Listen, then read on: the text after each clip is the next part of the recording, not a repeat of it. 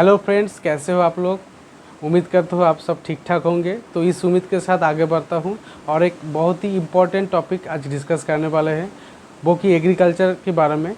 तो भारत का जो एग्रीकल्चर का जो इंपोर्ट बिल है वो 8% डिक्लाइन हो गया है और बिल का जो अमाउंट है वो $35.7 बिलियन है। अब इस न्यूज़ से आपको क्या लेना देना है? आपको डायरेक्ट लेना देना है, क्योंकि एग्रीकल्चर का जो बिल है वो डिक्लाइन हो गया। इसका मतलब है भारत एग्रीकल्चर सेक्टर में आत्मनिर्भर बन रहा है। एग्रीकल्चर सेक्टर में भारत आत्मनिर्भर बन रहा है, इसका मतलब है क्या? भारत जो बाहर के कंट्री से जो एग्रीकल्चर प्रोडक्ट वो इंपोर्ट करता है ना, उसका धीरे धीरे से डिक्लाइन हो रहा है। इसका मतलब जो प्रोडक्ट हम बाहर से लेते थे वो प्रोडक्ट हम खुद से तैयार कर रहा है। और इसका जो इम्पैक्ट है, क्या इम्पैक्ट है, आप इम्पैक्ट को समझिए। इस वीडियो का ओरिजिनल मकसद तो इम्पैक्ट को समझना। इम्पैक्ट क्या है? इम्पैक्ट है इकोनॉमी पर, डायरेक्ट इकोनॉमी पर। कैसे? जो रूपी वैल्यू है वो धीरे धीरे बढ़ने लगेगा, क्योंकि इंपोर्ट बिल कम हो गया है। इंपोर्ट बिल जब कम हो जाएगा तो धीरे धीरे रूपी वैल्यू बढ़ने लगेगा, डॉलर के एगेंस्ट बढ़ने लगेगा। और जब रूपी वैल्यू बढ़ने लगेगा, बहुत सारे सेक्टर में जॉब क्रिएशन हो जाएगा। तो जॉब क्रिएशन जब हो जाएगा, भारत के जो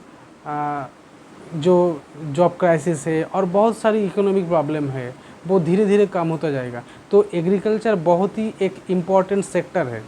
बहुत सारे लोग जो अर्बन सेक्टर में, टाउन एरिया में रहते हैं, उसको नहीं पता होता है क्या एग्रीकल्चर का क्या वैल्यू है। वो जस्ट उसका किस बहुत सारे लोगों ने तो जो चावल खेत वो नहीं देखा है, बहुत सारे लोगों का खेत ही नहीं देखा है।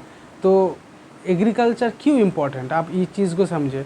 आज एग्रीकल्चर जो कल्टीवेबल लैंड है वो अगर कम हो जाएगा, धीरे धीरे कंट्री से कम हो जाएगा, जो कि बहुत तेज़ी से हो रहा है। आप अगर आपकी आसपास का जो एरिया है वहाँ पर अगर आप देखो तो एग्रीकल्चर का जो लैंड है वो बहुत ही तेज़ी से लोगों द्वारा जो दखल होता जा रहा है।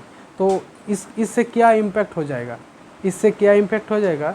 आज जितने मेट्रिक टन आपका जो फसल होता है ना वो प्रोड्यूस होगा, वो धीरे धीरे घट हो जाएगा, कमती हो जाएगा।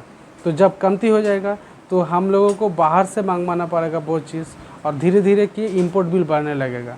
तो आपकी जो लोकेलिटी है, तो आप थोड़ा गौर कीजिएगा।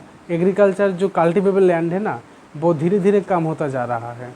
तो इसका बहुत बुरा असर पड़ने वाला है हमारी इंडियन इकोनॉमी पर, हमारी जो आगे आने वाला पीढ़ी है उसका पर भी बहुत बुरा इम्पैक्ट पड़ने वाला है। तो एग्रीकल्चर सेक्टर को हमको बचाना चाहिए। आप एज ए इंडियन सिटीजन आप कोशिश करिए, आपके आसपास भी जितने भी एग्रीकल्चर और कल्टीवेबल लैंड है उसको रोकिए। कैसे आप रोकोगे? आप तो अकेला तो खुद नहीं कर सकते ना। अकेला क्या कर लोगे? आप छोटा छोटा काम कर सकते हैं। आप डिस्ट्रिक्ट अथॉरिटी जो भी है वो उसको आप बोल सकते हो कि देखो ये लैंड कल्टीवेबल लैंड है, ये इलीगली वो सेल हो गया, बा जो भी है आपके कैपेबल जो भी है, आप उसको इस बारे में आगाह कर सकते हो और एग्रीकल्चर लैंड को सेव कर सकते हो। अगर लैंड सेव नहीं रहेगा तो कंट्री का इकोनॉमी इम्पैक्ट हो जाएगा। इकोनॉमी इम्पैक्ट हो जाएगा तो रूपी वैल्यू गिरने लगेगा, जॉब लॉस हो जाएगा, बहुत सारी इम्पैक्ट आ जाएगा। तो एग्रीकल्चर में गिरना नहीं है हमारी कंट्री को, एग्रीकल्चर में आगे बढ़ना है। शायद मैंने उतना अच्छे से एक्सप्रेस नहीं कर सका, तो आगे बहुत सारी ऐसे वीडियो में लाऊंगा जिसमें और डिटेल से अच्छे से एक्सप्लेन करूंगा कि कैसे कैसे चीज़ों को डेवलपमेंट हो जा रहा है, बहुत सारी ऐसी चीज़ों को। थैंक यू, धन्यवाद।